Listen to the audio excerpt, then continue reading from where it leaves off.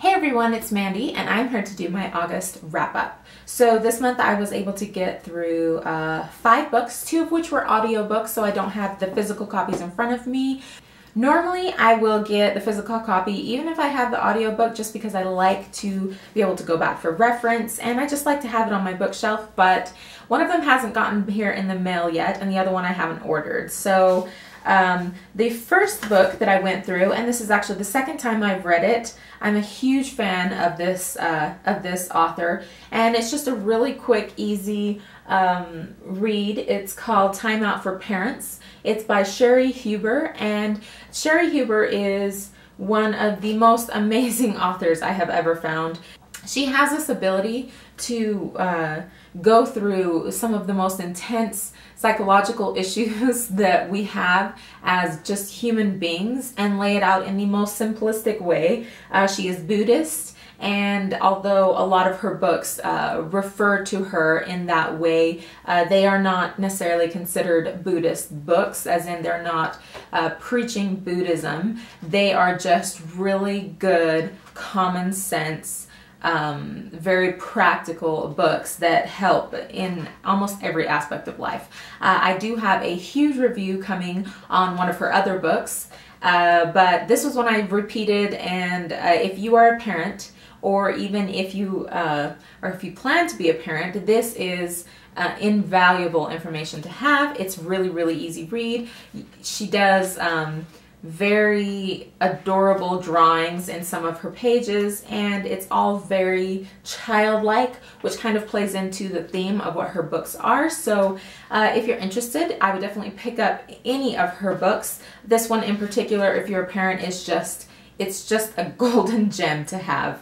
If you're a parent, this is a wonderful book to have on hand. And it's a very quick read. You can get it done in one sitting. The next book I did was by Taryn Brumfitt, and the name of the book is Embrace. My story from body loather to body lover.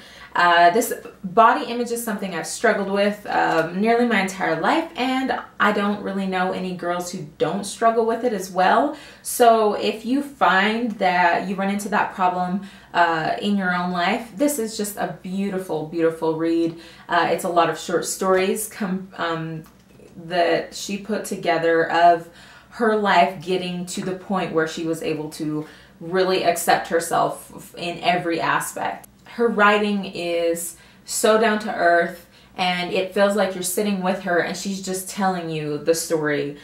She's Australian, which I just love. I love everything about her writing and her style. It's a really great book. There's a quote right here on the back which really beautifully sums up the entire process that she goes through in this book. And the quote goes, "My body is not an ornament. It is the vehicle to my dreams." And so if you're interested, I would definitely pick this up. I think you have to order it on Amazon. I wasn't able to find it in any of my local bookstores, so that was a really quick read, but so moving and transforming for me as another human being who struggles with body image. The third book is a total guilty pleasure read, and actually the first book of this type of genre I think I've ever read. It's a historical fiction, and I blame Reagan from Peruse Project.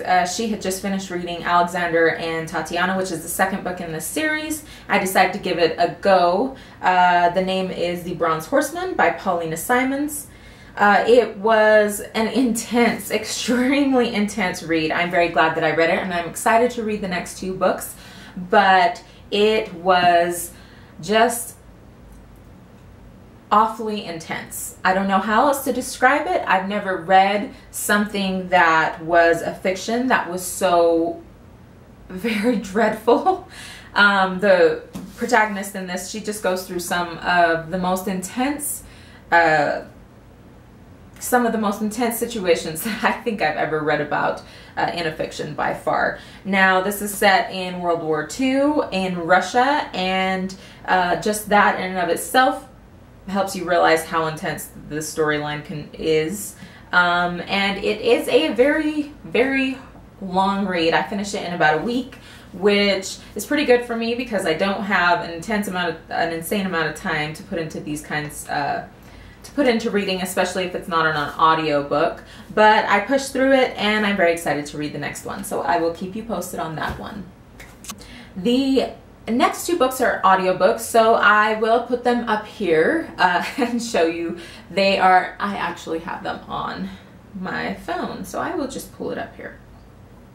The first is The Power of Vulnerability by Brené Brown. Now, I am a huge Brené Brown fan. I have read her book, Daring Greatly. Her first book, I can't remember what it's called.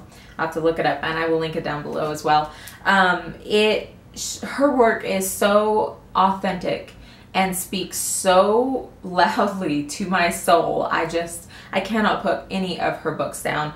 All of her works are amazing. Her TED Talks are just phenomenal. If you haven't watched her TED Talks, I will also link them down below. She's a very amazing human being. The thing that I love the most about this book, The Power of Vulnerability, is it's not really a book that she sat down and wrote.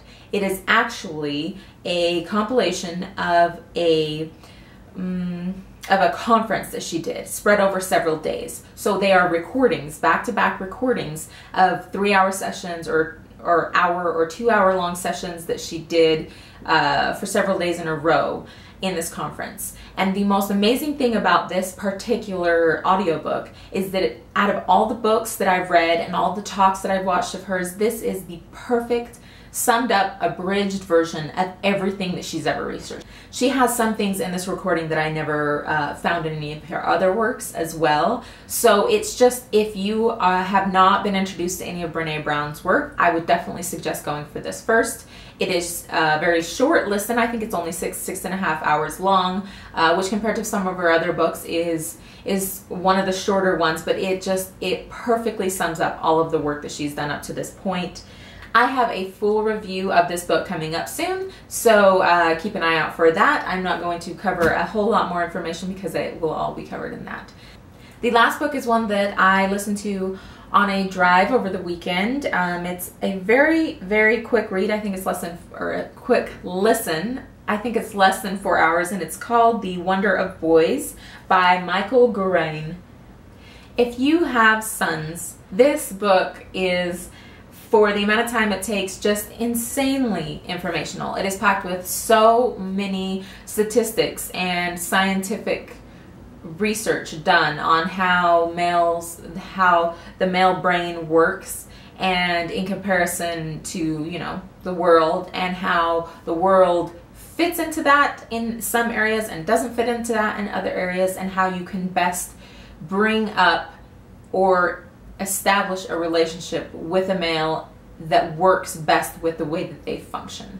So there are a lot of things I learned about this that not only I feel like will help me in raising my sons, but just in my relationship with my husband. This is a really great and quick listen, and it's jam-packed with a lot of information that would help in any kind of relationship that you have with a male. So if you're interested, I would definitely I would definitely jump over to Audible and pick that up. It's a super easy listen. It just takes a couple hours. That concludes my August wrap up. I am super excited about the month of September. I have a huge list of books that I'm excited to get to, so I will be doing a September to be read video very soon. Thank you guys for watching. Feel free to subscribe if you haven't already, and I will see you in my next video. Bye!